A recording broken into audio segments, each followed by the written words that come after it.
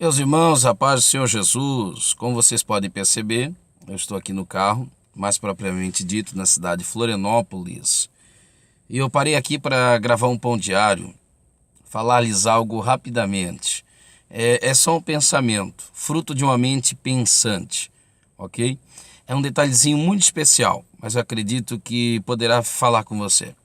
Filipenses capítulo de número 4, versículo de número 2. Todos nós somos sabedores que esta igreja de Filipe, ela nasceu de uma maneira milagrosa, Atos dos Apóstolos capítulo 16. Ela não estava na agenda do apóstolo missionário, Atos 16:9. Foi Deus quem interviu para que esta igreja fosse evangelizada, estratégica e propositalmente, pelo fato de ser a primeira igreja da região da Macedônia e a instauração da primeira igreja cristã na Europa, tudo isso deve ser considerado, e que milagrosamente veio a haver conversões e libertações.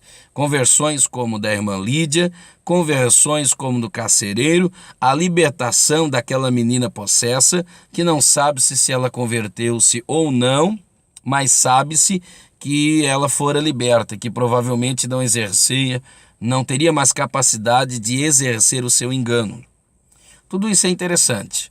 Mas ele diz, o apóstolo Paulo diz, Filipenses, ele escreve inúmeras vezes, ele se sente amigo desta igreja. Ele escreve inúmeras vezes a esta igreja, que é uma espécie de coroa da sua obra. Ele os chama de uma maneira muito amigável, muito amistosa. Ele as elogia. Esta igreja realmente foi uma igreja que lhe trouxe muita alegria. Então isso aqui é mais ou menos assim. O que ele sofre lá no cárcere são dores de parto, porque ele está gerando crentes, está gerando gente amada, gente querida, uma igreja poderosa para a glória de Deus. Agora, uma igreja poderosa não quer dizer que não é uma igreja que vá sofrer, porque os mesmos sofrimentos que Paulo sofre, os crentes também vão sofrer. Você vai encontrar isso inúmeras vezes registrado na carta, principalmente a partir do capítulo de número 2, ok? Ele fala do ânimo deles no capítulo 1 e no capítulo de número 2, ele fala dos sofrimentos, ele fala das dificuldades que essa igreja enfrentaria, apesar de ser quem fora. Só que o fato de eu ler aqui, capítulo 4, verso 2, é que ele cita duas pessoas aqui. Rogo-te a Evódia, sinceramente isso não é nome, né, gente? Isso é atestado de sei lá o quê. Evódia, e rogo a Sintique, que sintam o mesmo no Senhor. Então elas não estavam sentindo o mesmo. Não é o propósito do pão diário, eu não vou ficar aqui tentando deduzir qual foi a problemática que existiu entre elas. Mas fato é, existiu entre elas uma pequena confusão, tá certo?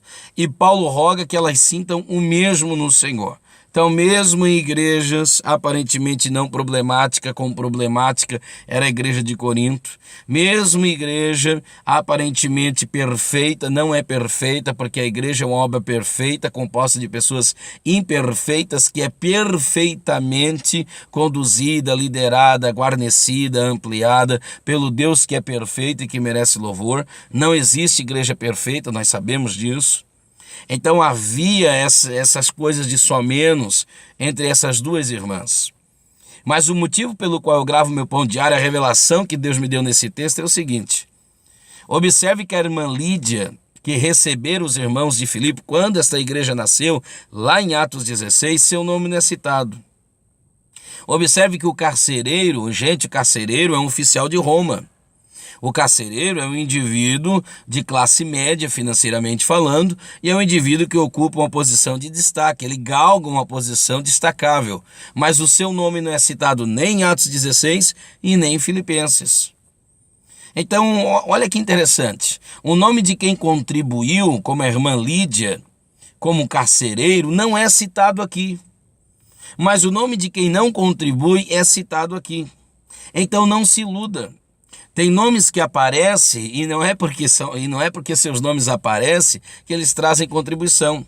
Tem nome de pessoas que não são nominais ou nome de pessoas que estão no anonimato, elas têm nome, mas seus nomes não são lembrados, e porque não são lembrados não quer dizer que elas não contribuam. Então receba esta palavra em nome de Jesus. O importante para a irmã Lídia é contribuir, porque se é para ser famoso nessa má fama, ok? Sendo famigerado erroneamente, eu prefiro que o meu nome não seja lembrado. Então, se eu não puder ser lembrado como o nome de Timóteo foi lembrado no capítulo 2, se eu não puder ser lembrado como alguém que ajudou, pelo amor de Deus, eu não quero ser lembrado como alguém que atrapalhe. Então, se o seu nome não aparecer no rol dos que atrapalham, já glorifique a Deus. Muito ajuda quem não atrapalha. Tá bom? Então Deus te abençoe em nome de Jesus. Forte abraço, tá bom? É só um pensamento rápido, tá certo? Deixe seu like, inscreva-se no canal e seja abençoado para a glória de Deus. Seu nome pode não ser lembrado, mas isso não quer dizer que você não seja importante.